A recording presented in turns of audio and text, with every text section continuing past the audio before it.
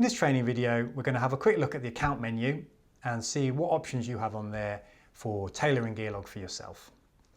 On the account menu, let's start at the bottom and work our way up. Last option there is the option to delete your account. So if you've run a free account with us and you've finished using the platform, delete your account.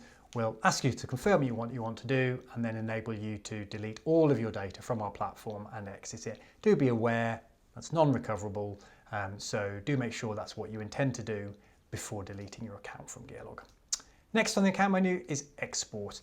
As a point of philosophy for us, it's always your data, so it's wonderful if you use Gearlog. If you stop using Gearlog and you need to take your information with you, this in combination with the exports on the reports tools is how you get your information back out again. So specifically here, we've got the ability to export all of your equipment. We've also got the ability to export just the equipment matching the filter on your equipment page. That's a very useful option to be used in combination with our bulk update tool on the tools menu. You can download your equipment from Gearlog, adjust it, for example, changing serial numbers, and then re-import it into the platform to do a bulk update. You can export all of your users from the platform to keep a backup or a spreadsheet of your user accounts, and all of the information about your sites can also be exported from the platform. That, in combination with the ability to export our reports, gives you the ability to dump out of the platform your information, both for your own onwards analysis or to act as additional backups on top of our backup strategy, or if you're leaving Gearlog and want to take your information with you as a spreadsheet. And those are our export tools on the account menu. One up from there, straightforward, change your password. Put in your current password, change it to a new one. Let's be very clear, this account we're talking about is your administrator account, the God account that's on your Gearlog account. It's not the same as your user accounts, which you access on the settings menu over here. There's a separate video focused on user accounts. Back on the account menu, change password we've looked at. Subscription, if you're on a paid contract with Gearlog, that's where you would set this up. So you can put in your direct debit details or your credit card details and activate the paid features. You can also opt to be billed on email with an invoice for your bursar, treasurer, accountant, so on and so forth. And subscription though is where you can see the current status of your subscription and what part of our packages that you're paying for. That's the subscription menu. And last one, but very important, is your profile. There's a number of settings on here which will adjust how Gearlog works for you. And it's worth us taking a couple of minutes now to have a look through those so you understand them. On the profile, the pencil will let you edit this and change the information on it and then save it when you're done. Let's have a look through each of these and just get a general sense of what we can turn on and off using the account. So we're going to begin with your account number. That's really useful. If you generally are sending us support tickets or emailing us, if you can include your account number, that's really helpful. Followed by some details of your administrator account. This is distinct from your user accounts. This is your admin account. So then following that, we've got some details about your organisation, what its name is, what kind of an organisation you are and what your main activity is, what country you operate in, and then given that underneath your country, what date formats you would like, what units of measurement you would like. If you don't like the word site and would prefer something like location and place, by that we're talking about settings and sites. So that is the part of the platform which lets you describe your physical environment.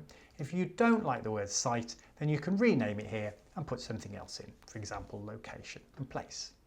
Below that, we can change the currency unit. For example, you might want to change that to dollars or euros. Underneath that, add a logo, and that will be included on your reports automatically. If you've got a default method by which you identify your gear, you can state that, but it doesn't block you from using other methods. If you've got a default place where you store your equipment, you can use that option. That's generally used by people on our free platform. Those on our paid platform will have access to the sites tool and be using that for location tracking. If you'd like to see your serial numbers and identifying marks shown in the summary of your equipment, so on your equipment page, that is this section here. When you're looking at a piece of asset, it's this part at the top of it where it says serial number and site. You can tune those on and off on the profile so they are shown or not shown on the equipment. That's this option there, serial number and mark. Also show location in that summary. You can choose what colours should do. So by default, they will tell you that there's a warning, but you can also use them to show whether things are approaching or have passed as well. So that's worth playing with as well.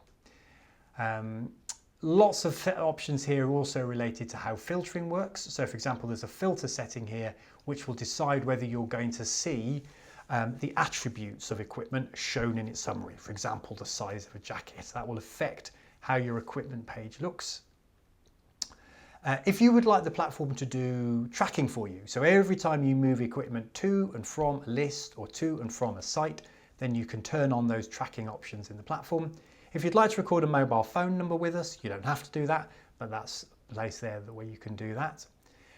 If your users are being organized within your account into organizations and you would like to state exactly what those organizations are on a pick list, do have a look at our video on the settings tool about how to use organizations. Then that's the setting for you, and it will let you control exactly what organization your users are part of.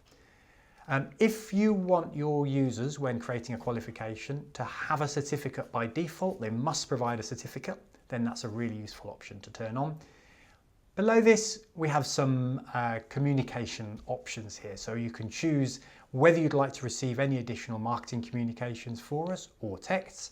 You can then choose to turn on alerts for about inspections which are due right now or overdue, and those which are coming up, and specify the number of days in advance that you would like those alerts to take place on. If you'd like to enable email alerts whenever a piece of equipment is quarantined and retired, you'll get a rolled up email at the end of the day, not one for every piece of equipment, then that's the option for you. If you'd like gear alerts to get copied to another account or distribution group, then you can set that one. If you'd like alerts when qualifications are expiring, then you can turn that on, and as people's qualifications start to come up, then you'll be able to receive email alerts about that.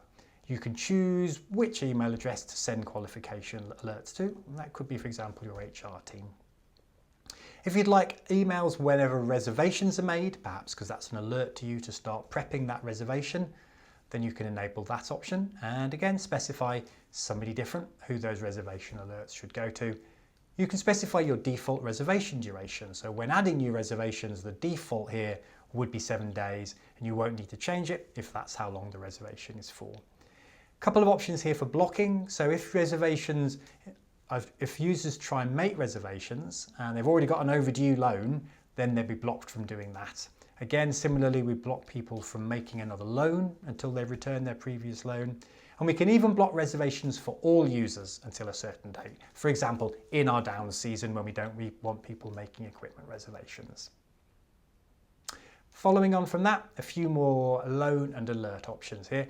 So we've got an option for enabling email alerts whenever loans and returns are made. Also options for sending alerts to non-staff members, and another email address for sending alerts for when returns are made by staff members. Default loan duration, that's a very useful setting. That will enable you to say when creating a new loan on the platform, its default duration is 7 days. If it's anything different, you'll need to change it. If it's the default of 7 days, you can leave it as it says. It can be nice to have equipment blocked after it's been returned from loan. It gives you a chance to clean it or recondition it. So if you're doing that one, turn that on, and then equipment is going to be blocked for that number of days to give you a chance to get it back into shape again. If you would like a usage record to be created whenever equipment is either returned or loaned, then turn those on. And that's very useful because it will give you a continuous history of loans on each piece of equipment. As that piece of equipment is loaned again and again and again, a usage record will be created every single time.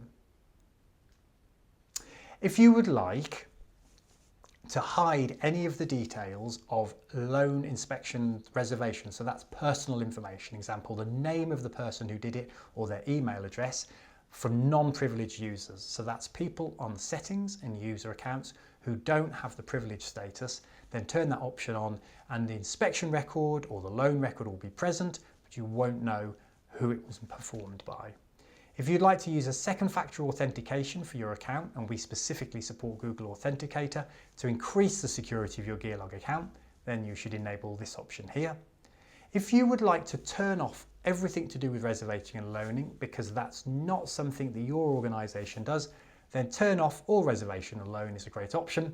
It will simplify the platform for you. It'll remove reports related to loan and reservation, remove icons from the equipment, and it will generally make the platform simpler for organisations who don't loan out equipment. A very useful one is if you would like to force your users to enter some text when they fail a piece of equipment, so always to tell you why it failed, then that's a great option to turn on. And finally, if you would like, by default, when inspection records are created, for the geolocation point of that inspection record to be captured, so where the equipment was when it was inspected, then finally turn on that option.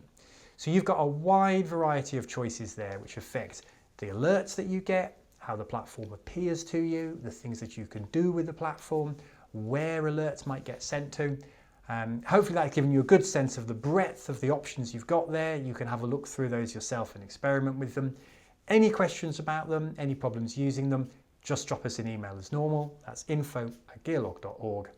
I hope you found this video useful.